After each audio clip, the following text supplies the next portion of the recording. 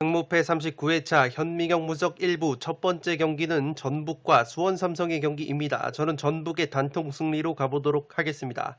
풋볼살롱의 현미경 분석은 늘 그래왔듯이 1부와 2부로 나눠서 진행을 해드립니다. 1부에서 1번부터 7번 경기를 다뤄드리고 2부에서 8번부터 14번 경기를 빠르게 다뤄드리도록 하겠습니다.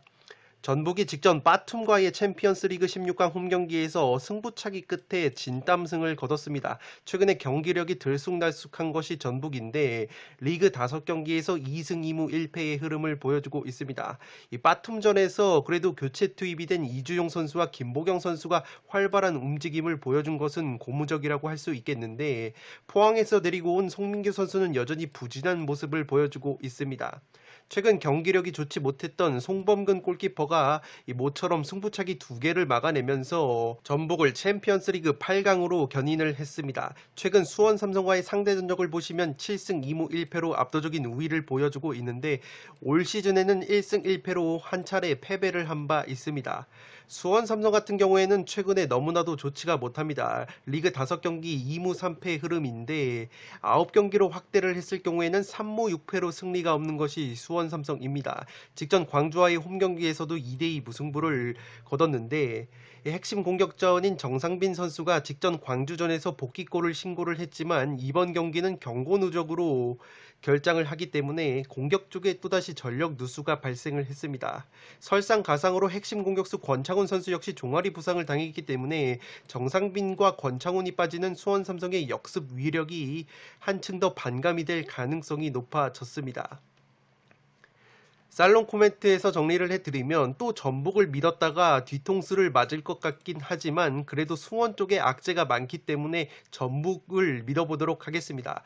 먼저 지난 경기에서 골을 넣은 정상빈 선수가 경고 누적으로 결장을 하고 권창훈 선수 역시 종아리 부상으로 결장을 하기 때문에 수원 삼성 특유의 역습이 살아나지 않을 가능성이 높아 보입니다. 또한 핵심 공격 자원인 김건희 선수 역시 스포츠 탈장이 아직까지 여파가 있기 때문에 컨디션을 끌어올리지 못한 부분이 있습니다. 수원이 피지컬이 좋은 수비수 헨리 선수가 복귀할 수 있는 것은 고무적이라고 할 수 있겠지만 여전히 전북 현대가 구스타보 등을 활용한 고공공격 제공권 뚝배기를 막아내는 데 있어서 어려움을 겪을 것으로 생각이 됩니다.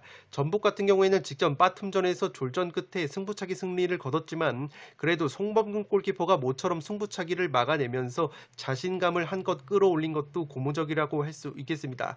이 송범근 선수 앞에는 중앙 수비수 홍정호 선수가 버티고 있는데 홍정호 선수가 최근에 탄탄한 수비력을 보여주고 있기 때문에 이 전북의 수비를 수원 삼성이 뚫어내기에는 굉장히 버거운 경기이지 않나 싶습니다.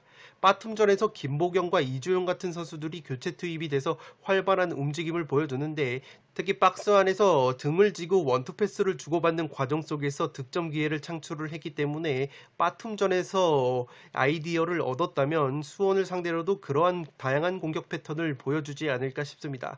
전북이 여전히 공격 자원 카드가 많은 만큼 역습 위력이 떨어져 있는 수원을 상대로 초반부터 적극적인 공세를 편다면 승리를 가져갈 수 있는 경기이지 않나 싶습니다.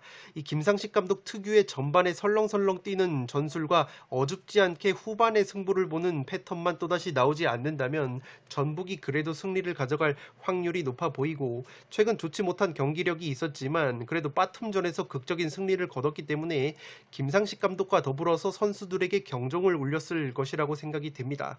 어찌됐든 직전 바툼전의 극적인 승리는 경기 내용을 떠나서 분위기 반전의 기점이 될 것으로 보이기 때문에 저는 이번에도 전북을 믿어보면서 전북의 단통 승리로 가보도록 하겠습니다. 두 번째 경기는 광주와 제주의 경기인데 승패 투폴로 갈라보도록 하겠습니다. 액면가로 보자면 무승부가 그려지는 매치라고 볼 수 있겠지만 과감하게 승패를 갈라보도록 하겠습니다. 최근 제주와의 상대 전적을 보시면 광주가 3승 4무 3패로 굉장히 팽팽한 모습을 보여주고 있고 특히 올 시즌 같은 경우에는 두 경기 모두 무승부가 나왔던 매치업이기 때문에 지금 현재 무승부 투표율이 가장 높은 상황입니다. 광주 같은 경우에는 최근에 상승세를 제대로 탔습니다. 5경기 3승 1무 1패로 나쁘지 않은 흐름을 보여주고 있고 특히 홈에서는 성적과 수비력이 상승하는 장점이 있습니다.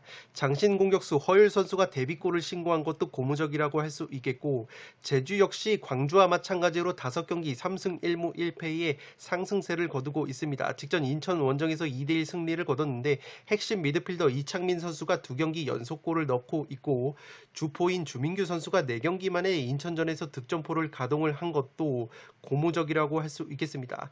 제주 같은 경우에는 K리그 대표 무자비인데 특히 원정에서 무승부가 8차례나 있었습니다. 그만큼 무승부가 굉장히 그려지는 매치라고 볼 수 있겠지만 저는 과감하게 승패로 갈라보도록 하겠습니다. 살롱 코멘트에서 가른 이유를 설명을 해드리면 상승세의 두 팀이 만나는 만큼 상당히 팽팽한 매치가 예상이 됩니다. 두 팀 올 시즌 2차례 맞대결에서 모두 무승부가 나왔던 만큼 최근 기세와 무자비 면모가 겹친다면 전형적인 무승부도 그려지는 경기라고 처음에는 생각을 했지만 맞대결 3경기에서 3연속 무승부가 나올까라는 의구심이 들고 있습니다. 제주 쪽에 제가 승리를 가져가는 이유는 최근 제주가 특유의 빠른 공수 전환과 역습이 살아나는 모습이 있습니다. 또한 오른쪽에 안현범 선수가 복귀하면서 최근 왼쪽 측면에 편중이 됐던 이 측면 공격이 분산되는 효과가 생겼습니다. 제주 같은 경우에는 일주일 이상 휴식을 취하면 완전히 다른 경기력을 보여줍니다. 그만큼 남기일 감독이 요구하는 축구가 원체 활동량을 많이 요구를 하고 그렇기 때문에 제주가 주중 경기를 병행을 하는 일정 속에서는 경기력이 굉장히 저하가 되는데 일주일 이상 휴식을 취한 경기에서는 굉장히 좋은 경기력을 보여주기 때문에 이번 광주 원정에서도 특유의 이 역동적인 축구를 구사할 수 있지 않을까 싶습니다. 최근 컨디션이 좋은 이창민이 이끄는 중원과 최전방 주민규의 골 결정력을 앞세워서 제주가 중원과 최전방에서 우위를 가져갈 수 있지 않을까 싶습니다.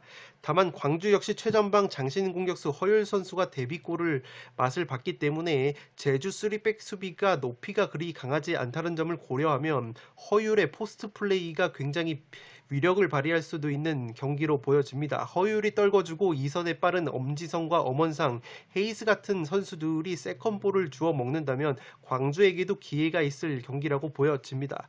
양팀 최근 나란히 상승세를 탄 상황에서 광주가 홈에서 수비력과 성적이 상승하는 점과 제주의 원정 수비력과 무자비 면모 그리고 올 시즌 맞대결 2연속 무승부를 봤을 땐 무승부도 유력해 보이지만 현재 무승부 투표율이 40% 이상으로 몰렸기 때문에 무승부를 가져가기에는 조금은 메리트가 없지 않나 싶습니다. 무엇보다 제가 패턴적인 측면에서 봤을 때 올 시즌 제주가 리그에서 최다 연승이 3연승이었는데 현재 2연승이라는 점에서 충분히 3연승까지 나올 수가 있다면 제주의 경기력을 고려했을 때 제주의 승리를 가져가면서 광주 역시 현재 1무 중인데 올 시즌 리그에서는 2연속 무승부가 없었습니다. 그렇기 때문에 광주에 무승부가 없다고 가정을 한다면 패턴적인 측면에서 광주의 승리가 나올 수도 있지 않을까 싶습니다.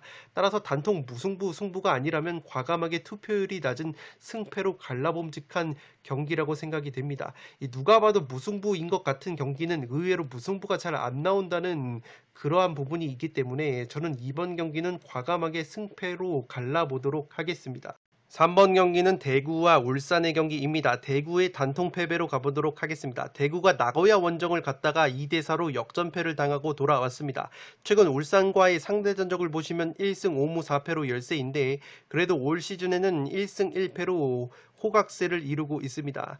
홈에서 성적과 공격력, 수비력 모두 상승이 되는 대구이기 때문에 울산을 상대로도 승점을 노릴 만한 경기라고 보여지지만 최근에 핵심 수비수 정태욱 선수와 베테랑 미드필더 이용래 선수가 나고야전에서 부상으로 아웃이 됐기 때문에 수비와 중원 쪽에 전력 누수가 심합니다.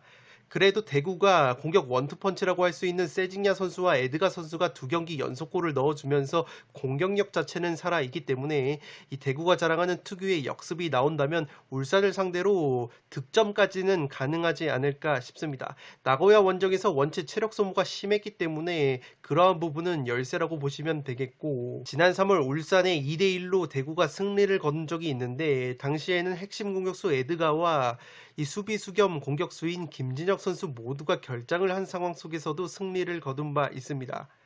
이 중앙 수비수들의 줄 부상으로 인해서 김진혁 선수를 공격수가 아니라 또다시 3백 수비의 한 축으로 돌릴 수밖에 없는 상황이기 때문에 대구가 자랑하는 3톱 세징야, 에드가, 김진혁이 가동이 될 가능성은 상당히 낮아졌다고 보시면 되겠습니다.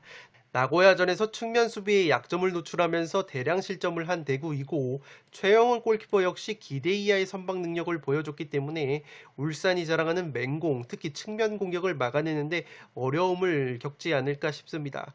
울산 같은 경우에는 최근 5경기 3승 2무에 나쁘지 않은 흐름을 보여주고 있는데 직전 제1리그 1등 팀인 가와사키와의 챔피언스리그 16강 경기에서 승부차기 끝에 승리를 거뒀습니다.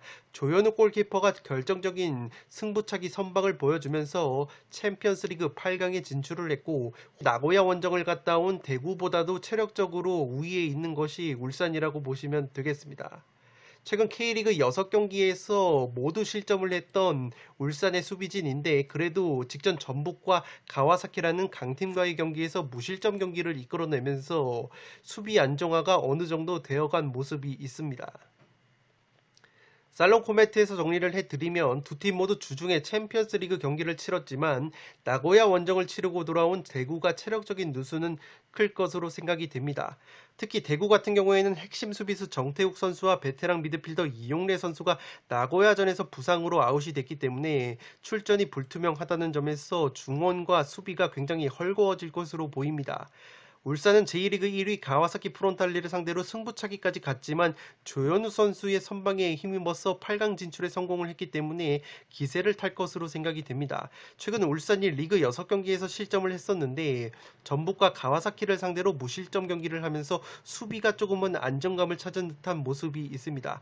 반대로 대구 같은 경우에는 주포인 세징야, 에드가가 최근 좋은 공격 컨디션을 유지하고 있지만 수비 쪽의 부상으로 인한 전력 누수와 최근 최영원 골키퍼의 떨어지는 선방 능력을 고려를 하면 울산의 맹공을 버텨내기에는 수비가 굉장히 불안하다고 보시면 되겠습니다. 대구가 직전 나고야 원정에서 측면 수비에 약점을 보였다고 말씀을 드렸기 때문에 울산이 자랑하는 박호, 이동준 등을 앞세운 수준급 이 측면 공격을 활용한다면 울산이 원정에서 승리를 가져갈 가능성이 조금은 높지 않나 싶습니다. 따라서 3번 경기는 대구의 단통 패배로 가보도록 하겠습니다. 4번 경기는 울버햄튼과 브렌트포드의 경기인데 승무 투폴로 가보도록 하겠습니다. 황희찬 선수가 활약을 하는 울버햄튼이 직전 와포드 원정에서 시즌 리그 첫 승을 신고를 했습니다. 우리나라의 황희찬 선수가 데뷔전에서 데뷔골을 터뜨리면서 승리의 1등 공신이 됐고 핵심 공격자원인 페드로 네투가 장기 부상 중에 있지만 그래도 포덴세 선수는 부상에서 돌아왔기 때문에 황희찬 선수와 더불어서 다양한 공격 옵션이 생긴 것이 울버햄튼이라고 보시면 되겠습니다. 2부 리그 시절에 브렌트포드와는 3승 1무 2패로 팽팽한 상대 전적을 보여주고 있는 울버햄튼입니다. 브렌트포드는 브라이튼과의 홈경기에서 0대1로 패배를 당하면서 리그 시즌 첫 패배를 당했습니다. 아쉽게 0대1로 패배를 당했는데 리그 홈경기에서는 그래도 시즌 개막전에서 아스날을 꺾는 이변을 일으킨 바 있고 원정 경기에서는 최근에 2연속 무승부를 거두면서 이 승점을 꾸준하게 쌓고 있는 것이 브렌트포드라고 보시면 되겠습니다. 이 4경기에서 3골로 득점력은 뛰어나지 않지만 리그 4경기에서 실점은 단 2골밖에 없기 때문에 수비력이 상당히 좋다고 보시면 되겠습니다. 이 브렌트포드라는 팀이 어떤 축구를 하는지 생소하신 분들을 위해서 간략하게 설명을 드리면 3백을 사용을 하는데 이 전방 압박을 병행을 합니다. 또한 공격 상황에서는 빠른 역습, 다이렉트 공격을 하는데 이 골키퍼가 롱볼을 때려서 최전방의 이반 토니 같은 이 볼키핑이 되는 자원들이 공을 가지고 있다가 이 측면 공격수들에게 연계를 해주는 패턴이 상당히 무섭다고 보시면 되겠습니다.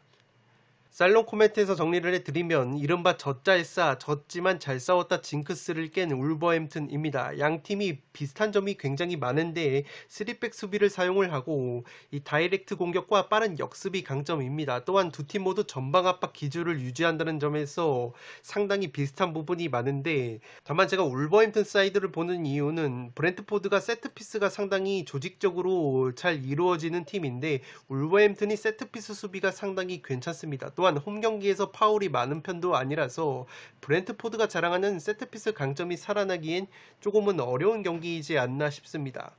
브랜트포드 또한 압박을 가하는 팀인데 그 압박을 한 번에 벗겨낼 수 있는 울버햄튼이 롱패스가 있습니다. 이 후백 네베스나 코너 코디 같은 자원들이 롱패스 한 방이 있기 때문에 자칫 무리해서 브랜트포드가 압박을 가한다면 수비 뒷공간을 노릴 수 있는 롱패스 한 방으로 아다마 트라오레나 황희찬 같은 선수들이 저돌적인 이 뒷공간 침투를 감행을 한다면 울버햄튼이 막강한 공격력을 앞세워서 승리까지 가져갈 수 있는 경기이지 않나 싶습니다. 다만 제가 무승부까지 바치는 이유는 울버햄튼이 지금 무게중심이 상당히 높기 때문에 울버햄튼 역시 수비 뒷공간 노출이라는 약점이 있습니다. 브랜트포드가 지난 브라이튼전에서 아쉽게 0대1로 패배를 당했는데 공격 상황에서 브라이튼의 수비 뒷공간을 노리는 롱패스 한 방이 굉장히 위력적이었습니다. 특히 라야 골키퍼가 선방 능력도 좋지만 롱패스 능력이 상당히 좋은 골키퍼인데 이 골키퍼가 길게 때려주고 공격수 이반 토니가 소유를 한 다음에 카노스나 은베모 같은 공격 자원들에게 연계를 하는 패턴으로 득점 찬스를 만들었습니다. 그렇기 때문에 울버햄튼 역시 홈에서 신나서 압박을 가하다가는 브랜트포드에게 불의의 일격을 맞을 수 있는 경기이지 않나 싶습니다. 브랜트포드가 올 시즌 수비력이 괜찮다고 말씀을 드렸고 울버햄튼이 직전 경기에서 2골을 넣고 승리를 했지만 한 골은 와포드의 자책골이었고 황희찬 선수의 골은 조금은 이삭줍기 느낌이 강했기 때문에 또다시 울버햄튼이 골 결정력의 문제를 드러낸다면 브랜트포드의 탄탄한 수비에 막히면서 저득점 무승부까지 나올 수 있는 경기이지 않나 싶습니다. 마찬가지로 브랜트포드 역시 제가 득점력이 좋은 편이 아니라고 말씀을 드렸기 때문에 브랜트포드의 승리보다는 팽팽한 무승부가 조금은 이변 결과로 어울리지 않나 싶습니다. 따라서 4번 경기는 승무 투폴로 가보도록 하겠습니다. 5번 경기는 번리와 아스날의 경기인데 무패 투폴로 가보도록 하겠습니다. 번리가 올 시즌 리그 경기에서 아직까지 승리가 없습니다. 1무 3패 부진에 빠져 있는데 아스날은 그래도 직전 노리치 시티와의 홈 경기에서 1대0 승리를 거두면서 시즌 첫 승을 신고를 했습니다. 최근 아스날과의 상대 전적을 보시면 1승 2무 3패인데 지난 시즌만 놓고 보면은 1승 1무로 우위에 있습니다. 특히 아스날의 아르테타 감독이 부임한 뒤에는 션다이시 감독이 아스날을 상대로 패배를 한 적이 없습니다. 아르테타 감독의 아스날을 상대로 1승 2무로 우위를 보였던 번리이기 때문에 이번 경기 역시 홈구장인 터프 무어에서 자신감이 한껏 충만할 것 같습니다. 아스날 같은 경우에는 노리치 시티와의 홈 경기에서 1대0 승리를 거두면서 분위기 반전에 성공을 했습니다. 다만 앞서 말씀을 드린 것처럼 아르테타 감독 부임 이후에 번리 상대로 승리가 없는 것이 아스날이고 미드필더 그라니트 자카 선수는 여전히 퇴장 징계로 인해서 결장을 합니다. 그래도 제가 아스날 사이드를 보는 이유는 제공권의 강점이 있는 중앙 수비수 마갈량이스 선수가 직전 노리치 시티전에서 부상해서 복귀를 했습니다. 마갈량이스 선수가 들어오자마자 귀신같이 무실점 경기를 하면서 승리를 거둔 것이 아스날이고 수비형 미드필더 파티 선수와 공격 2선 자원 스미스 로우 선수가 모두 부상에서 돌아왔기 때문에 공수에 걸쳐서 부상 자원들이 돌아오면서 선수층이 한층 더 탄탄해진 아스날이라고 보시면 되겠습니다. 살롱 코멘트에서 정리를 해드리면 이 경기는 개인적으로 번리가 쉽게 아스날에게 패할 것 같지는 않은 경기입니다. 먼저 아스날의 아르테타 감독 부임 이후에 리그에서 번리를 상대로 2무 1패로 아스날이 승리가 없고 번리가 직접 에버튼전에서 1대3 완패를 당했는데 에버튼이 올 시즌 프리미어리그에서 다이렉트 역습 공격이 굉장히 빠른 편에 속합니다. 반대로 아스날 같은 경우에는 다이렉트 공격 스피드가 빠른 것도 아니고 그렇다고 패스 플레이가 유려하게 작동이 되는 것도 아닌 애매모호한 상황이기 때문에 번리를 상대로 이 덜미가 잡힐 수도 있지 않을까 싶습니다. 번리가 올 시즌 모든 대회에서 뉴캐슬 리즈와 정규 시간 무승부를 기록을 했는데 두 팀 모두 자신들보다 근소하게 다이렉트 공격 스피드가 느리거나 패스 숫자가 애매하게 많은 팀들이었습니다. 그렇기 때문에 아스날 역시 번리가 최근에 의외로 압박을 굉장히 빡세게 가하면서 많이 뛰는 축구를 지향을 하기 때문에 이 번리의 역동성에 덜미가 잡힐 수 있지 않을까 싶습니다. 그래도 제가 아스날의 승리까지 가져가는 이유는 제공권의 강점이 있는 중앙 수비수 마갈량이스 선수가 복귀를 했기 때문에 번리가 자랑하는 우당탕탕 롱볼, 이 세트피스 한방, 세컨볼 싸움에서 아스날이 조금은 밀리지 않을 가능성이 생겼습니다. 토마스 파티 선수와 스미스 로우 선수가 부상해서 돌아왔기 때문에 중원 쪽 역시 스쿼드가 한층 더 탄탄해진 아스날이기 때문에 번리를 상대로 최소 승점 1점은 가져갈 수 있는 경기라고 보여집니다. 양팀 모두 기회가 있는 남아있는 경기라고 생각은 하지만 아스날이 주축 자원들의 복귀와 번리가 지금 리그 4경기에서 8골이나 실점을 한 헐거워진 수비력을 들어봤을 때 아스날이 그래도 원정에서 승점 1점 이상은 가져갈 수 있는 경기라고 생각이 됩니다. 따라서 5번 경기는 무패 투폴로 가보도록 하겠습니다. 6번 경기는 리버풀과 크리스탈 팰리스의 경기인데 리버풀의 단통 승리로 가보도록 하겠습니다. 리버풀이 직전 AC밀란과의 챔피언스리그 홈경기에서 3대2 짜릿한 승리를 거뒀습니다. 최근 5경기 4승 1무의 상승세를 탄 리버풀이고 크리스탈 팰리스와의 상대 전적을 보시면 최근에 6승 0패로 압도적인 우위를 보이고 있습니다. 지난 시즌 홈경기에서는 2대0으로 승리를 거둔 리버풀인데 원정에서는 무려 7대0의 대승을 거둔 것이 크리스탈 팰리스와의 최근 상대 전적이라고 보시면 되겠습니다. 밀란전에서 핵심 수비수 반다이크 선수가 휴식을 취했고 부분적인 로테이션으로 체력 안배를 했기 때문에 체력적인 열세는 그렇게까지 심할 것 같지는 않습니다. 주포 공격수 모하메드 살라 선수가 최근 3경기 연속골을 넣은 것은 굉장히 고무적이라고 할 수 있겠고 피르미누 선수는 부상으로 인해서 출전이 불투명합니다. 미드필더 엘리엇 선수 역시 부상으로 아웃이 됐기 때문에 중원에서 카드가 한 장이 사라진 리버풀이라고 보시면 되겠습니다. 크리스탈 팰리스는 토트넘과의 홈경기에서 3대0 완승을 거두면서 시즌 리그 첫 승을 신고를 했습니다. 특히 영입생 공격수 에두아르 선수가 토트넘전에서 데뷔전을 치렀는데 2골이나 넣어주면서 맹활약을 했습니다. 핵심 왼쪽 측면 자원인 윌프리드 자하 선수 역시 최근 좋은 컨디션을 보여주고 있기 때문에 자하와 에두아르가 이끄는 크리스탈 팰리스 역시 공격 한 방을 보여줄 수 있지 않을까 싶습니다. 토트넘전에서 올리세와 밀리보에비치 선수가 복귀를 했기 때문에 중원 스쿼드 역시 강화가 된 것이 크리스탈 팰리스라고 보시면 되겠습니다. 다만 홈에서는 무실점인데 최근에 원정에서는 실점이 많기 때문에 홈에서 극강의 모습을 보여주는 리버풀을 상대로 무실점 경기를 하는 것은 굉장히 어렵지 않을까 싶습니다. 살롱 코멘트에서 정리를 해드리면 이 경기는 크리스탈 팰리스의 올 시즌 스타일 변화에 주목을 할 필요가 있습니다.